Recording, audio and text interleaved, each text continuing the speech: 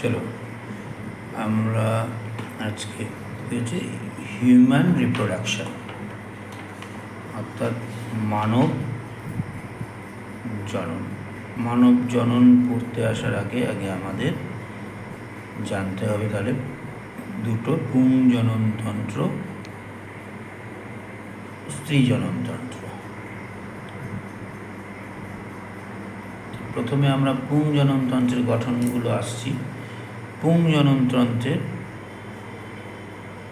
দুটো মেন অংশ, একটা হচ্ছে মুখ্য জননাঙ্গ আর একটা গৌণ বা আনুষঙ্গিক জনন অঙ্গ। মুখ্য জননাঙ্গের মধ্যে যে নামটা পড়ছে সেটা হচ্ছে শুক্রাশয়। শুক্রাশয় পুরুষ দেহে কটা থাকছে? শুক্রাশয় পুরুষ দেহে দুটো শুক্রাশয় থাকছে। শুক্রাশয়ের কলাস্থানিক গঠন দিয়ে আমরা ডিটেলসে আসব। তার আগে আমরা আনুষঙ্গিক জননাঙ্গগুলোর মধ্যে জেনে নিই নালিকা সমূহ। আনুষঙ্গিক জননাঙ্গের মধ্যে নালিকা সমূহ বইয়ে প্রথমে যদি নালিকা ধরি, আমি পরপর আসছি। প্রথমে হচ্ছে এই শুক্রাশয়ের ভিতরেই অবস্থিত সেমিনিফেরাস নালিকা। একে আনুষঙ্গিকের মধ্যে ফেলানো হয় না, মানে মুখ্য জননাঙ্গের ভিতরের গঠন হয়ে যায়। তা আমি এখানে নালিকা সমূহ হিসাবে পরপর নাম দিচ্ছি। সেমিনিফেরাস নালিকা, তারপরে হচ্ছে রিজু নালিকা, তারপরে রেটি টেস্টিস, তারপরে হচ্ছে রেটি টেস্টিসের পরে আসি ভাষা ইফারেনশিয়া। ভাষা ইফারেনশিয়া, এখান থেকে আমাদের আনুষঙ্গিক নালিকাসমূহ শুরু হচ্ছে। এই তিনটা নালিকাসমূহ আমরা শুক্রাশয়ের ভিতরের গঠনের মধ্যেই পড়ছি, কিন্তু পরপর লেখার উদ্দেশ্য যে এই শুক্রাশয়ের পরপর নালিকা এর সঙ্গে রিলেশন, মানে সেমিনিফেরাস নালিকা থেকে রিজু নালিকা তৈরি হয়, রিজু নালিকা থেকে রেটিটেস্টিস, রেটিটেস্টিস থেকে ভাষা এফারেনশিয়া, ভাষা এফারেনশিয়া থেকে এপিডিডাইমিস, এপিডিডাইমিস থেকে ভাস ডিফারেন্স বা শুক্রনালী, ভাস ডিফারেন্স বা শুক্রনালী। তারপরে চলে আসি ইজাকুলেটারি ডাক্ট, ইজাকুলেটারি ডাক্ট বা নালী। ইজাকুলেটারি ডাক্ট বা নালীর পরে চলে আসছি আমরা ইউরেথ্রা, অর্থাৎ মূত্র জনন নালী। এই মূত্র জনন নালীর নালীর যে ছিদ্র তার মাধ্যমে বাইরে উন্মুক্ত হয়। এই পাঁচটা আসলে আমাদের আনুষঙ্গিক জননাঙ্গের মধ্যে পড়ছে, এই তিনটা মুখ্য জননাঙ্গের ভিতরে পড়ছে। আমি পরপর রিলেশন অনুযায়ী এটা বললাম যে এইভাবে নালীর সঙ্গে কানেকশন। এইবার আলাদা আনুষঙ্গিক গ্রন্থিসমূহ আমরা জানছি। গ্রন্থিসমূহের মধ্যে আমরা তিনটা পড়ব। একটা হচ্ছে সেমিনাল ভেসিকল, যেখানে সিমেন্স তৈরি হবে 60 থেকে 80% সিমেন্স এখান থেকে তৈরি হবে। তারপরেরটা, এটা দুটো থাকবে সংখ্যায়। তারপর হচ্ছে প্রোস্টেট গ্রন্থি, যেটা সংখ্যায় একটি থাকবে। তারপরে বাল্বো ইউরেথ্রাল গ্রন্থি, ইউরেথ্রাল গ্রন্থি, এটা থাকবে হচ্ছে দুটো, মটর দানার মতো এটা দেখতে। পরে আমি ছবির মাধ্যমে দেখিয়ে দিচ্ছি। এটা গেল গ্রন্থিসমূহ। এইবার আনুষঙ্গিকের মধ্যে আমাদের বহিস্থ জননাঙ্গ। বহিস্থ জননাঙ্গের মধ্যে আমাদের দুটো পড়বে, একটা পড়বে স্ক্রোটাম আর একটা পড়বে হচ্ছে বহিস্থ জননাঙ্গের মাধ্যমে, সেটা হচ্ছে পেনিস বা শিশ্ন। এই হচ্ছে জননাঙ্গের পুংজননতন্ত্রের বিভিন্ন অংশগুলো। আমরা একটা একটা করে আসছি।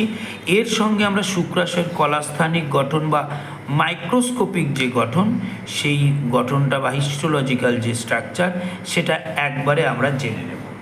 প্রথমে আমরা বহিস্থ জননাঙ্গ স্ক্রোটাম থেকে একবারে ধীরে ধীরে এখানে আসছি।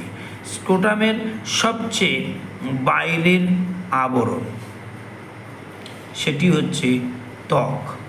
স্ক্রোটামে 6টি অর্থাৎ 7টি স্তরে থাকে, সবার বাইরেরটা হচ্ছে ত্বক, তারপরের ভিতরেরটা হচ্ছে টিউনিকা ডার্টস। টিউনিকা ডার্টসের পরের ভিতরের স্তরটার নাম হচ্ছে বহিস্থ ক্রিমাস্টেরিক ফাসা। তারপরে হচ্ছে ক্রিমাস্টেরিক ফাসা, তারপরে হচ্ছে অন্তস্থ ক্রিমাস্টেরিক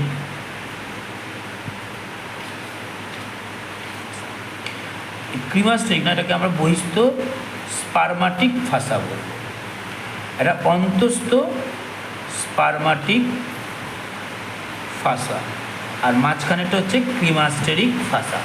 ওই ক্রিমাস্টেরিকেরও একটা বাইরের দিকে, ক্রিমাস্টেরিকের একটা ভিতরের দিকে, আমরা ওটাও বলতে পারি। মূলত নাম হচ্ছে বহিস্থ স্পার্মাটিক ফাসা, ক্রিমাস্টেরিক ফাসা, অন্তস্থ ক্রিমাস্টেরিক বা স্পার্মাটিক ফাসা। এইবার অন্তস্থ স্পার্মাটিক ফাসার পরে লাস্ট, মানে এইটা পুরো এইরকম করে এই আবরণগুলি থাকছে। কটা হলো? 1 2 3 4 5টা। এবার 6, এই 6-এর মধ্যে দুটো ধরে আমাদের 7 হচ্ছে। এর মধ্যে দুটো আবরণ আমরা দিলাম। এই দুটো আবরণের মধ্যে এই পুরোটাকে বলা হচ্ছে টিউনিকা ভ্যাজাইনালিস। টিউনিকা ভ্যাজাইনালিসের বাইরেরটাকে বলা হচ্ছে প্যারাইটাল, আর ভিতরেরটাকে বলা হচ্ছে ভিসেরাল। তাহলে আমার হিসাবে 7টি স্তর হয়ে যাচ্ছে যদি একে দুটো ধরি। আর এদের দুটোর মাঝখানে যে গ্যাপটা, আমি গ্যাপটাকে এইভাবে চিহ্নিত করছি। এই গ্যাপটাকে বলা হচ্ছে, গ্যাপটার মধ্যে যে তরল থাকছে সেই তরলটার নাম হচ্ছে হাইড্রোসিল তরল, হাইড্রোসিলিক ফ্লুইড। এই ফ্লুইড হচ্ছে শুক্রাশয়কে ঘর্ষণজনিত বা বাইরের আঘাতজনিত কারণ থেকে রক্ষা করে। এইবার আমরা চলে আসব ওর ভিতরে কে থাকছে? শুক্রাশয়। শুক্রাশয় বইয়ের মধ্যে স্ট্রাকচার অন্যভাবে বর্ণনা করা আছে। আমরা এমন হয়েছে শুক্রাশয়ের সবচেয়ে বাইরের আবরণ, তার নাম হচ্ছে টিউনিকা অ্যালবুজিনিয়া। টিউনিকা অ্যালবুজিনিয়ার ভিতরে একটি আস্তরণ থাকছে যা রক্তজালক সমৃদ্ধ। সেই রক্তজালক সমৃদ্ধ আবরণের নাম হচ্ছে টিউনিকা ভ্যাসকিউলোসা। এই টিউনিকা ভ্যাসকুলাসার মধ্যে রক্তজালক সমৃদ্ধ ট্র্যাবিকিউলি কতগুলো এরকম গঠন করে, কতগুলো প্রকোষ্ঠ গঠন করছে, প্রায় 250টির মতো প্রকোষ্ঠ গঠন করছে। এই প্রকোষ্ঠগুলোকে শুক্রাশয়ের লোবিউল বলা হচ্ছে। এই প্রত্যেকটি প্রকোষ্ঠের মধ্যে 1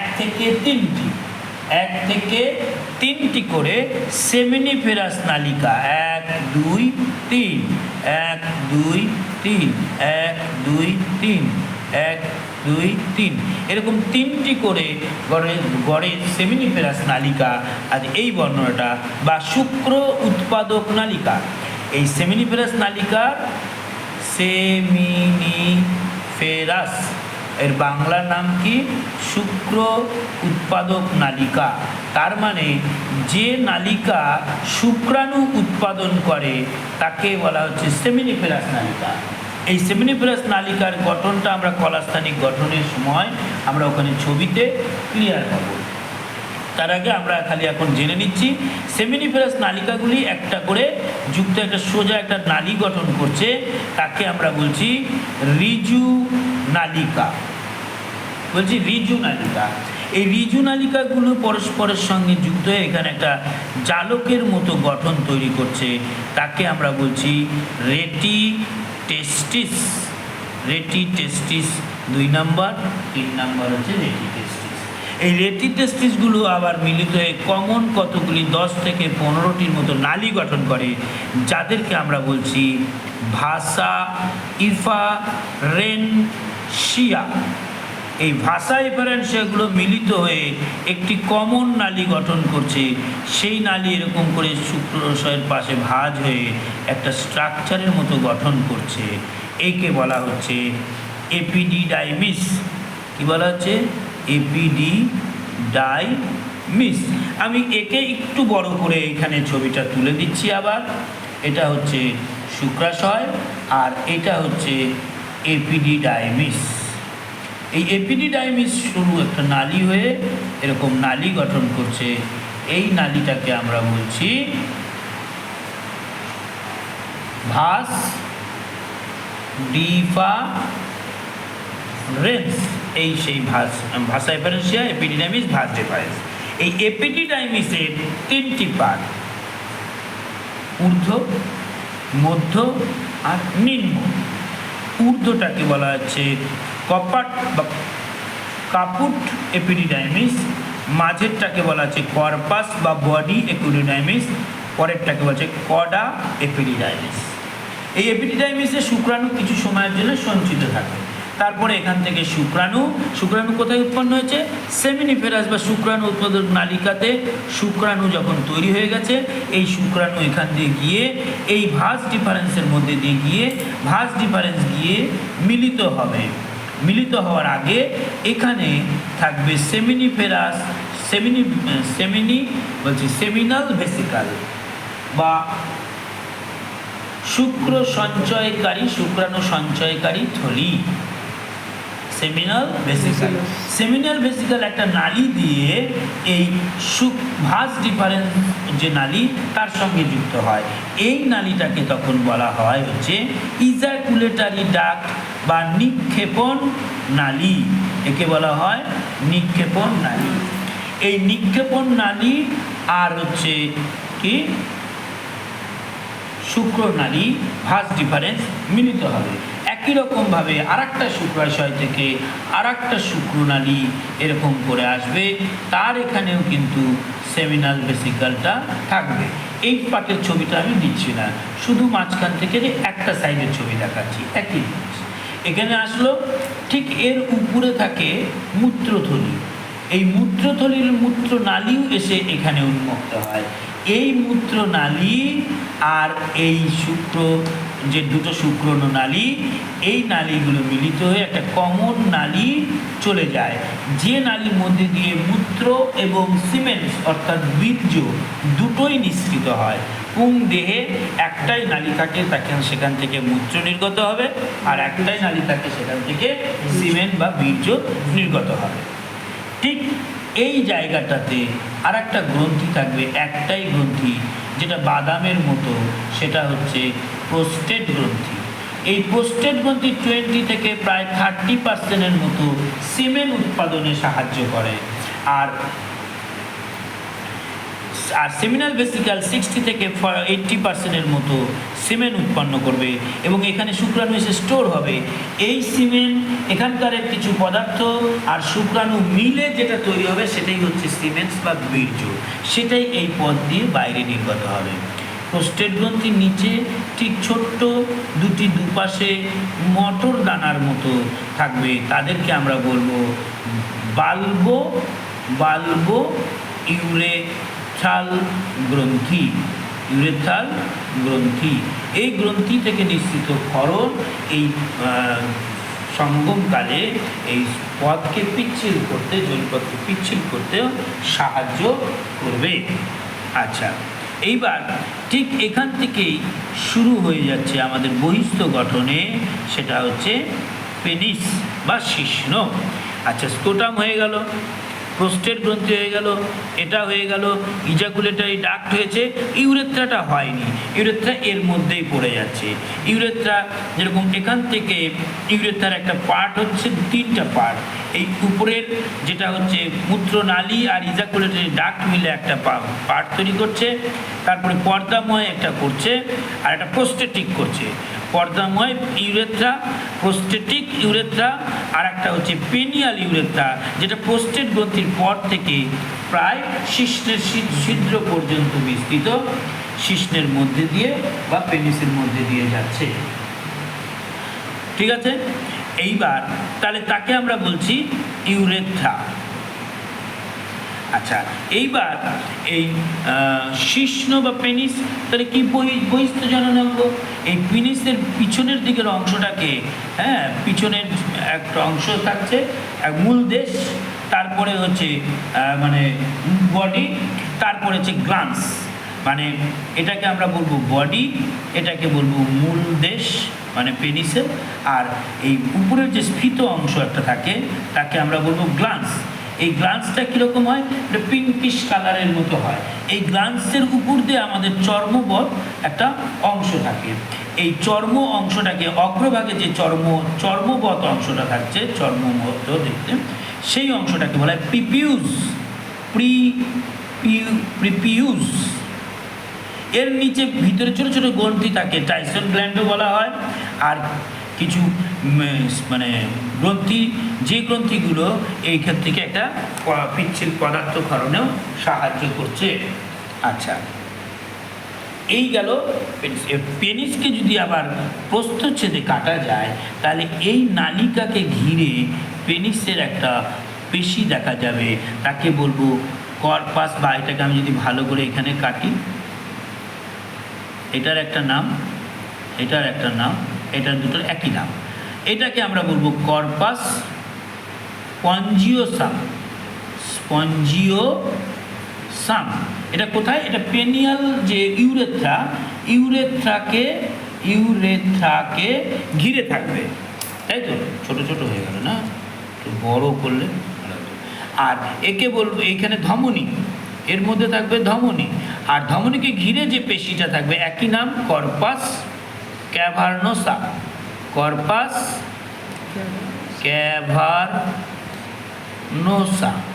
এই কর্পাস ক্যাভার্নোসা মধ্যে দিয়ে রক্তবাহ থাকে, যেহেতু রক্তবাহ যদি জোরে প্রবাহিত হয় তাহলে এই কর্পাস ক্যাভার্নোসার জন্যে তখন এটা স্ফীত এবং শক্ত হয়ে যায়, তখন পেনিস দৃঢ় হয়। এটাকে, সেটা হচ্ছে পেনিস দৃঢ় হওয়ার ওটা একটা কারণ। এবার এই গেল হচ্ছে পেনিসের গঠন, scrotum, seminal, prostate, bulb urethra সবগুলো আমাদের আনুষঙ্গিক হয়ে গেল। আমরা পরে আসছি কলাস্থানিক গঠন।